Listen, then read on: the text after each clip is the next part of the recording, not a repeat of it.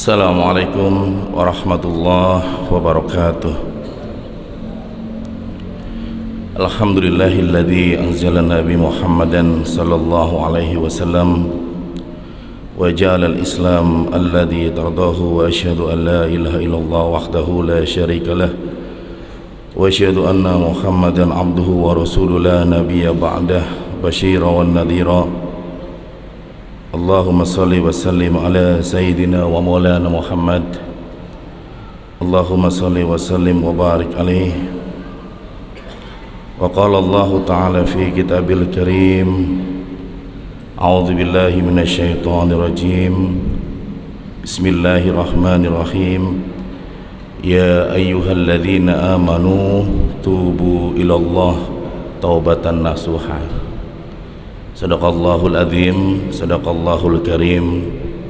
Pertama, mari sama-sama kita menambah koleksi rasa syukur kita hari ini kepada Allah, sehingga insya Allah kita semakin merasa beruntung, menambah nikmat, dan juga merasa dibimbing oleh Allah.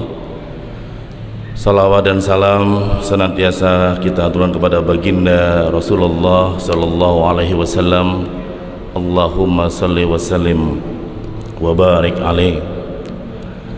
Para jamaah dirahmati Allah, tak terasa kita beberapa hari yang akan datang masuki bulan yang paling mulia adalah Ramadan. Ramadan yang memiliki makna adalah membakar. Selain memang panas suasana Ramadan, tapi juga membakar minimal 3 nafas kita. Pertama adalah an-nafsul amarah, kedua an-nafsul lawamah, ketiga an-nafsul mulhamah. Sehingga setelah dibakar, insya Allah akan melahirkan jiwa-jiwa baru, adalah an-nafsul mutmainnah, an-nafsul radiyah, an-nafsul mardiyah, dan an-nafsul kamilah. Maka Ramadan ini proses yang sangat istimewa. Maka salah satu langkah untuk menuju ma'rifatullah, salah satunya adalah dengan bertobat. Karena taubat ini memiliki arti adalah kembali kepada Allah. Ada yang terlalu jauh meninggalkan Allah, diminta kembali oleh Allah. Ada yang jauh sekali bahkan melupakan Allah, diminta kembali kepada Allah. Karena memang kita ini sangat dekat dengan Allah. Tidak ada pembatas, tidak ada jarak. Bahkan Allah memperbolehkan kita mendekati langsung, secara langsung. Ada juga melalui perantara atau tawassul. Allah sangat dekat. Allah berfirman di Al-Quran, misalkan, wa idza sa'alaka ibadi fa inni qarib ujibu da'watad da'i idza da'ani falyastajibuli wal yu'minu bi la'allahum yarsyudun. Dekat, tidak ada jarak ini. Maka seandainya kita jauh, bukan Allah yang menjauhi kita, tapi kitalah yang tanpa sadar menjauhinya. Kalau kita bicara taubat, memang ada 3 model orang dalam hal taubat. Model pertama adalah taubatnya orang awam. Orang awam itu biasa cirinya merasa kebanyakan baik, kebanyakan kebaikannya, dosanya nggak ada. Jadi taubatnya orang awam ini ngerasa nggak ada dosa, yang ada adalah pahala. Ada yang merasa Senin Kemis, ada yang merasa sodako, ada yang merasa ini. Jadi ketika suruh bertobat, biasanya sebatas di lidah. Ini tobatnya orang awam. Ini yang kemudian ada orang yang dia mengucapkan astagfirullahaladzim, tetapi hatinya tidak terconnecting kepada Allah, tidak mengingat apa yang pernah dia lakukan, sehingga dia harus beristighfar di sana. Bisa jadi taubat di level taubatnya kita semua. Taubat di mana kita beristighfar tapi sebatas automatically sudah biasa wiridan, aurad, tapi kita pun merasa nggak ada sesuatu yang harus kita mohonkan kepada Allah. Para ahli hikmah membuat cerita seperti ini, tobatnya orang seperti ini. Jadi ada suatu hari ada dua orang ibu yang pertama dia berbuat zina dan ingin sekali bertobat. Ibu yang kedua merasa nggak punya dosa dan dia mengantarkan ibu yang merasa berbuat dosa ini kepada seorang kiai. Kata kiainya, mana yang merasa punya dosa besar? Saya Pak Kiai. Oh ya, yang nggak merasa punya dosa saya Pak Kiai. Saya hanya ngantar aja, saya sih nggak punya dosa gitu. Teman saya nih Pak Kiai, dia barusan selingkuh dan mau bertobat. Kata Pak Kiai, tolong yang barusan merasa punya dosa besar, cari batu, masukin ke kresek, ke plastik, bawa ke saya langsung. Yang nggak punya dosa, tolong cari kerikil, bawa ke saya langsung.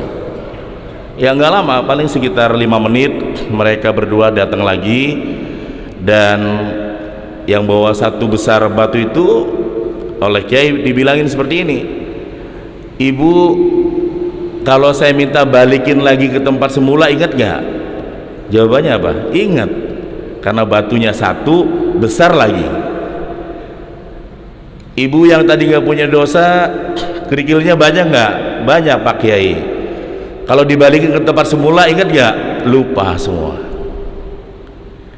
Jadi ada orang-orang yang kemudian dia merasa nggak punya dosa besar, tapi dosa kecilnya banyak. Kalau ditimbang, malah itu kata Rasulullah SAW termasuk orang-orang yang merugi kelak di akhirat. Kenapa merugi? Ketika ditimbang, malaikat yang lain protes. Dia memang punya puasa, amalan puasa, tapi dia selalu menghibah saudaranya. Dikurangilah lagi kebaikan amalan puasanya. Kemudian dia memang punya ibadah tahajud, tapi dia memutuskan silaturahmi kepada saudara kandungnya, dikurangi lagi. Sampai semua amal baiknya habis, ternyata sifat-sifat buruknya masih banyak. Kata malaikat, maka pindahkanlah keburukan orang ini kepada orang ini. Itulah orang-orang yang rugi di akhirat nanti, yang ternyata kita memang rajin ibadah kepada Allah, tapi kepada manusia kita tidak begitu akur atau damai. Maka pesan dari Isra Mi'raj yang sering kita bahas oleh para ulama, para kiai, bagaimana kemudian pesannya adalah sholat. Karena yang membedakan antara umat Islam dengan bukan sholat. Islam itu sholat. Maka orang bilang nggak apa-apa deh saya sholatnya berantakan, saya penting sodako, yang penting baik ini, yang penting salah. Karena sholat itu yang pertama kali diukur, dihitung sholatnya dulu. Kalau sholatnya benar, maka yang lain benar.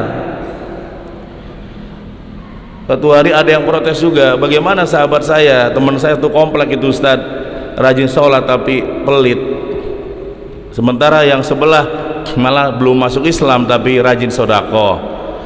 Ya, saya bilang itu karena sholatnya. Kalau dia nggak sholat, mungkin tidak hanya pelit, tapi malah nyakar-nyakar tetangga gitu. Sholat tuh ada rem, ibarat mobil ada remnya masih, ya ada yang pakem, ada yang sedikit apa bolos ya, ada yang kayak di tol-tol yang bablas, tabrak semua itu yang sholatnya itu ya sudah pasti sholatnya itu bukan akimis sholat. Kalau istilah psikologi agama itu bukan religion experience tapi religion consciousness. Bukan pengalaman beragama, tapi kesadaran beragamanya dia belum menemukan. Orang kalau menyadari bahwa sholat adalah satu-satunya cara dia mi'raj kepada Allah, maka pada saat dia mau sholat itu ibaratnya dia sudah siapkan semua. Sudah iyyaka na'budu wa iyyaka nasta'in. Maka oleh-oleh baginda Rasulullah SAW Isra Miraj adalah sholat yang akan membawa umatnya selamat dunia dan wal akhirah. Maka kembali kepada taubat tadi, taubatnya orang yang awam adalah kayak tadi, biasanya merasa kebaikannya banyak, salahnya nggak ada. Nah itu ya kurang lebih kita semua ya. Kalau melayat orang meninggal, yang sakit meninggal, kita bilang ya dia sih pantas lah mati, penyakitnya banyak. Kita ya masih senyum, nggak ada penyakit. Yang meninggal tua, pantas lah 90 tahun, saya sih cuma 40 tahun, masih lama. Nah yang matinya muda ya bisa aja punya alasan. Maka ketika datang ke kuburan pun tidak mendapatkan tadabbur di situ, tidak bisa menjadi ayat-ayatnya, padahal itu menjadi tanda-tanda bagaimana Allah menunjukkan seseorang bahwa sehebat apapun ujungnya adalah kematian. Ada seorang penulis buku dari UIN Ciputat, Profesor Dr. Komar Hidayat, dalam bukunya Psikologi Kematian, kalau mati adalah ujung dari segalanya, berbuat aja seenaknya katanya, kayak ayam gitu, maksiat, judi, korupsi, karena ujungnya itu hanya mati. Tapi masalahnya mati adalah awal dari segalanya. Awal dari segalanya, dari mati itulah diproses yang begitu panjang, masih banyak estafet-estafet yang harus dilewati. Maka karena mati adalah awal dari segalanya, maka kita mesti prepare dengan banyak hal. Salah satunya adalah tadi bertobat tadi. Yang kedua adalah tobatnya orang yang tengah-tengah. Tengah-tengah ini ya nggak jauh dari yang rata-rata ya. Dia merasa bahwa ya ada tetapi nggak banyak. Sementara tobatnya orang-orang soleh, orang-orang yang khas atau khusus bin khusus, itu kebalikannya. Dia tiap hari merasa berdosa terus, merasa bersalah terus kepada Allah, sehingga hatinya itu selalu menangis kepada Allah ya, selalu memohon ampun kepada Allah. Contohnya adalah baginda Rasulullah SAW, walaupun sudah dijamin tapi selalu mengucapkan istighfar kepada Allah. Dalam perjalanan nabi-nabi Allah banyak yang menyadari akan kekeliruannya, kemudian dia bertobat dengan tobat nasuha. Salah satunya adalah Nabi Allah Adam alaihissalam. Nabi Adam alaihissalam termasuk tobatnya orang-orang istimewa. Kesalahannya hanya sekali, tobatnya sampai berkali-kali. Sekali aja Nabi Adam salah, tapi tobatnya itu sampai berkali-kali. Hanya melanggar satu saja ya Allah larang, tapi tobatnya itu betul-betul bertahun-tahun. Rabbana zolamna anfusana wa illam taghfir lana wa tarhamna lanakunanna minal khasirin. Maka Nabi Adam alaihissalam pantas Nabi Adam itu iri kepada umat Nabi Muhammad, bukan kepada Nabi Muhammad, iri kepada umat Nabi Muhammad. Kata Nabi Adam, aku berbuat sekali saja langsung diusir dari surga, sementara umat Rasulullah, umat Nabi Muhammad berkali-kali berbuat maksiat, berkali-kali berbuat buruk, berkali-kali menyakiti orang lain, nggak pernah diusir dari muka bumi ini. Coba kita kalau mau ngacung, ada nggak yang nggak pernah berbuat salah atau dosa? Ada, betul nggak? Ada yang sudah berjanji kepada ibunya, ya Bu, nanti saya umrohkan ibu sebelum bulan Ramadan, entah tahun kapan, sampai ibunya wafat, Ramadan sudah lewat berkali-kali, tetap nggak bisa berangkatin ibunya. Kata Nabi Adam, umat ya Rasulullah itu berkali-kali berbuat salah, tapi selalu nggak pernah diusir dari muka bumi ini. Sementara Nabi Adam sekali saja berbuat salah, langsung Allah usir dari surga. Padahal Nabi Adam itu manusia yang diedifikasi oleh Allah di depan para malaikat-malaikat lainnya. Tapi sekali berbuat salah enggak ada toleransi, selesai. Jadi jangan-jangan kita pun menjadi umat Rasulullah mendapatkan keistimewaannya. Maka perbanyak sholawat kepada baginda Rasulullah sallallahu alaihi wasallam. Allahumma shalli wa sallim wa barik alaihi. Kata Nabi Adam juga yang kedua, salah satunya adalah aku berdoa di mana saja Allah tutup pintu maafnya, sampai nangis bertahun-tahun, tapi ketika masuk ke tempat namanya Bakah atau Mekah dan memohon ampun kepada Allah dan ada kata-kata kalimat Ahmad atau Muhammad, baru Allah bukakan pintu maafnya. Sementara umat Rasulullah dimanapun dia memohon ampun, di kota Tangsel, di kota maupun di desa, di gubuk maupun di istana, di lantai dasar maupun lantai 17, di masjid maupun di kontrakan, kalau dia betul-betul taubatan nasuha, Allah terima, enggak harus di tempat Mekah. Bayangkan bagaimana nggak adil kalau orang miskin nggak bisa ke Mekah, nggak bisa ke Madinah, hanya Madinah dan Mekah di mana Allah buka pintu maafnya. Berapa banyak orang miskin ditolak doanya, berapa juta orang-orang fakir miskin yang nggak bisa berangkat ke Mekah, doanya menggantung di sana.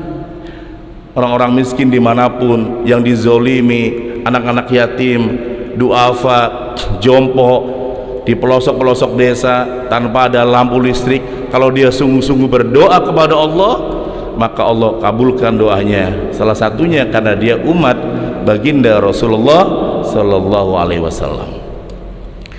Jadi itu salah satu hal yang sangat penting. Maka kita belajar kepada sejarah tadi, termasuk Nabi yang menyesali perbuatannya dan taubat nasuha adalah Nabi Yunus alaihissalam, yang ketika berdakwah sudah merasa lelah dan kemudian meninggalkan kaumnya menyeberang sungai dan kemudian ya tenggelam, diselamatkan oleh Allah melalui ikan Nun dan kemudian dikembalikan lagi kepada masyarakatnya, kaumnya, dan kemudian bertaubat, betul-betul kapok, nggak mau lagi biasa-biasa aja. Sejak itu mulai istiqomah. Maka doanya adalah la ilaha illa anta subhanaka inni kuntu minadh dhalimin. Semoga Allah hadirkan hati kita semua, walaupun kita adalah orang-orang awam, orang-orang biasa, tapi mari kita sama-sama terus berikhtiar, berjuang riyadhah menjelang Ramadan ini. Kita ingat kira-kira apa saja yang pernah kita lakukan, kepada siapa saja kita berbuat khilaf. Kita mohon ampun kepada Allah dari hati yang paling dalam, di qalbi, di hati ini kita betul-betul menyadarinya, baru kemudian di lisan kita mengucapkannya dan bertekad tidak mengulanginya lagi. Dan yang keempat adalah kita kunci dengan istiqomah, dengan amal-amal soleh sampai akhir hayatnya. Maka orang-orang seperti ini insya Allah mendapatkan keberkahan husnul khatimah. Amin Allahumma amin. Demikian jamaah dirahmati Allah, mari kita tutup dengan berdoa kepada Allah. Semoga doa-doa kita ini Allah kabulkan, baik yang terucap maupun yang ada dalam hati, insyaallah. Amin Allahumma amin. Allahumma salli ala sayyidina Muhammad, Allahumma salli wa sallim wa barik alaih. Allahumma inna nas'aluka al-huda wat tuqa wal afiyata wal ghina. Allahumma inni na'udzubika min ilmi la yanfa'u wa min aini la tatma'u wa min qalbi la yakhsha'u. Allahumma asturna bisitrikal jamil, Allahumma asturna bisitrikal jamil, Allahumma asturna bisitrikal jamil. Allahumma rzuqna fahman nabiyin wa hifdzal mursalin wa ilhamal malaikatil muqarrabin birahmatika ya arhamar rahimin. Allahumma rabbana atina fid dunya hasanah wa fil akhirati hasanah wa qina adzabannar wa qina adzabannar wa qina adzabannar. Wa nakhtimul Fatihah.